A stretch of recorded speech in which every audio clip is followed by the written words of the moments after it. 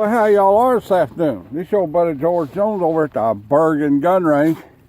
It's about 30 degrees outside, but you know, I just got this old M1A rifle, and I thought, you know, let's go over and do a gun video. What the heck? This is the Springfield Armory M1A. Okay? I can tell M1A right off the bat from M14 because an M1A doesn't have a bayonet lug on it. That's one of the ways you can tell right off. This rifle is in caliber 7.62 by 51 NATO. You see these guys around a lot. This is manufactured by Springfield Armory. Now, another way to tell the Springfield Armory M1A from an M14 that's Springfield is the Springfield Armory has a little registered trademark symbol back here on the back of the receiver. That tells you that gun's commercially made. The history of Springfield Armory is rather short, but it's pretty colorful. The Springfield Armory as an arsenal under U.S. government control was founded in 1777. By the 1960s, the federal government was looking to get out of the gun and ammo business and just buy from contractors. A group of Camp Perry shooters got together and said, you know, we're not going to have Springfield Armory anymore. We're not going to be able to get firearms and ammunition from the federal government as surplus or CMP and so forth. We need to do something about this. In 1974, that group got a hold of the name Springfield Armory and registered it as the name of a manufacturing company. And Springfield Armory, as we know it today, was born. The Springfield Armory manufactures to date the M1A in about 6 or 8 different configurations. 1911s, they bought a Croatian design that they renamed from HS2000 to XD. They manufacture several different things, mostly around the vein of U.S. military service arms, with some exceptions. This gun reflects that it was very early in the 1970s in its manufacture. It would be right after the time that the federal government came along and told them, say, look, you got to quit making them semi-automatic rifles out of M14 machine gun receivers and selling them to the public. Originally, Springfield Armory M1As, when they came out, they had a cut in the back of the receiver to accept the machine gun parts. And you occasionally see those. Now, the Fed, I think they grandfathered them and let them get away with it. But, you know, and this, of course, is an M14 surplus M14 stock that somebody at the Sailor Collection decided to put on this gun. So anyway, we're going to try this gun out here. It's gas-operated, semi-automatic, you know, Garand action type weapon. And also, I'd like to take a second or two to talk about using soft point ammo in GI style guns, M1 rifles and that sort of thing, M14. Now, this is 150 grain federal 308 hunting ammo, soft point ammo. It's perfectly fine to use, and people say, well, you have to have dedicated ammunition for the M1 rifle. No, baby, you don't. It's like this. As long as the ammunition is loaded to a velocity and pressure tolerance comparable to the original manufacturer of ammunition for that gun, and the bullet weight is within the original design tolerances, you're good to go. Shoot all the soft point ammunition you want to. You know, let the guy's loaded 2,800 feet per second, it's got a 150 grain jacketed bullet in it, you're good to go. So don't worry about it. Just make sure that your commercial soft point ammunition, now don't go out and buy 180 grain or 220 grain, you know, 30-06 ammunition and go to plunking it through your M1 rifle. It'll fit and it'll fire and it'll shoot. But it ain't good for it. It puts more tolerance, more stresses on it than it's tolerated to do. Okay, and that's the short and the long of it, without the big, long, drawn-out conversations about it. Comes down to it, make sure your powder charge gives you the velocity, and your bullet weight brings you into spec range, and you're good to go. With all that having been said, let's shoot this old gun, see what it does. Now, I don't have two cameras, so I can't show you both ends of the operation here, so I'll shoot the gun for you, and you can hear it if I hit it. That's the long and the short of it. Let's give it a try. Take that old thing off safe, aim that gun down there like you about halfway know what you're doing, and see if you can hit it. Steel silhouette, 125 yards.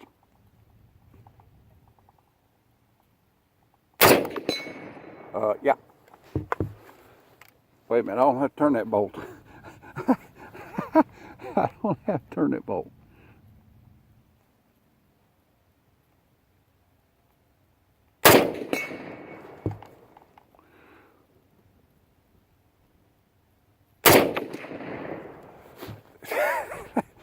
You know, you see me over here on this range shooting rifles, and I always hit the first one, I always hit the second one, and I always miss the third one.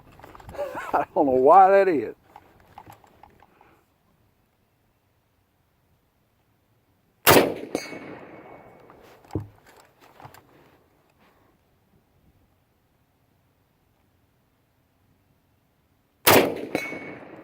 This good old shooting gun right here.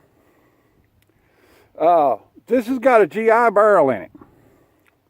I looked at it, and there's I can figure this isn't a commercial barrel. This is like a surplus GI barrel, which is how Springfield Armory was making guns in the early 1970s. You know, they were making them from surplus GI parts. Let's see if we can improve our score a little bit by applying a hasty sling here. Getting it up there a little bit better and getting a little bit better grip on it. Here we go. That may not have helped me. Whammo. This good shooting gun right here. This is my good hog. This is my good hog gun right here. My good wild hog gun. I have my good deer rifle.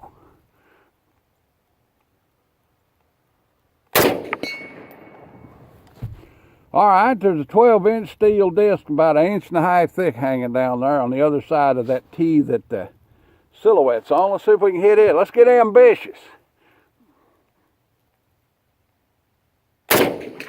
Wham! It's whoop, whoop, whoop.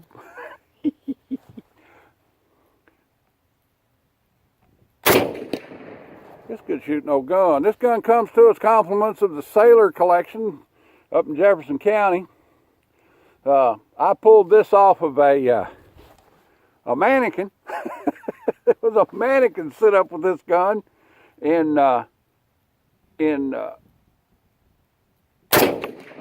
marine display. Dang. It's a good shooting gun right here. Shooting soft point ammo out of it.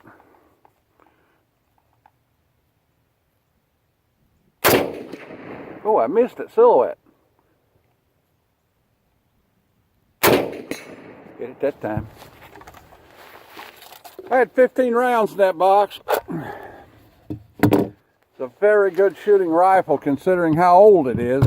This gun was probably made about 1975 or 6. 75, 85, 95, 2005, 2015, 16, 17, 18, 19. 54-year-old gun, and still performing nicely. This has every attribute on it except full automatic fire that an M14 rifle has got. Got the old shoulder stock brace right there. You can get the M7 bipod to go on this gun. It's a GI bipod which mounts up here on your gas assembly block. Pretty cool thing to have.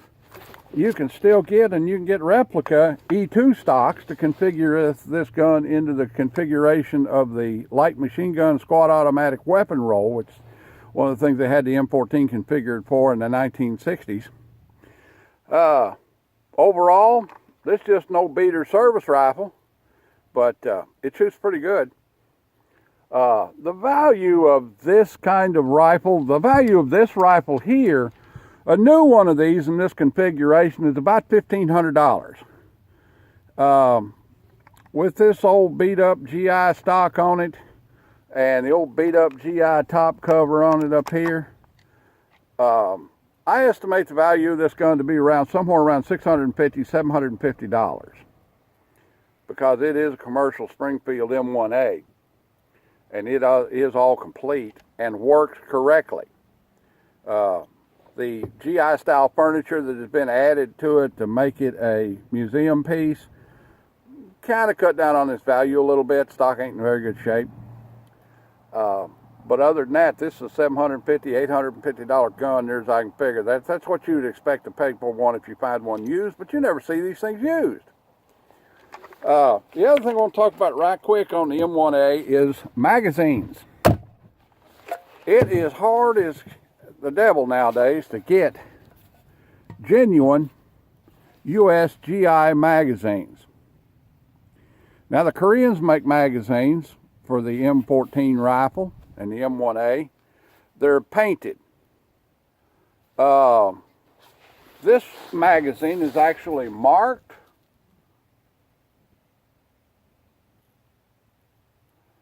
Made in the USA. Okay. Some of these GI magazines are not marked. This one's not marked at all. But typically you can tell a GI magazine. First of all, it's Parkerized, inside and out. Second of all, it has a metal follower on it. Third of all, there are two big spot welds on the back on the mounting lug, on the catch lug, and then typically four more. Doot, doot, doot, doot. Okay, it's really welded well. There are 11 spot welds down the front of the magazine. Okay, the floor plates are generally not marked. These are the things you can use to tell a GI M14 magazine, and that's all you should consider putting in one of these guns. There's no such thing as a GI 30. There's no such thing as a GI plastic. There's no such thing as a GI magazine with a plastic follower in it. There's no such thing as a GI mag painted. Okay? So those are the things you need to consider. If you have one of these guns, you should be considering, you know, how you can verify whether or not you have the correct magazine in it. All of the aftermarket magazines are junk. I haven't seen any of them that actually worked. So, kind of thing to think about. You need the tool to go on this thing, to the castle nut wrench and so forth. You need all that crap, be able to get that gun apart and get it correctly cleaned and back together. Other than that, even the older ones, M1A is a fine rifle, worth the money. Well, that's about the size of it. Like-a-tate, share-a-fi, commentate, and subscribe. Drop a dollar in the old Patreon bucket on your way out if you want to. That'd help me out a lot. If you don't, I'm still going to make content, and you're still going to get to look at it. So we'll see on when we do the next installment on, hey, I got this old used gun. We'll see y'all. I got to take my glove off, touch that button.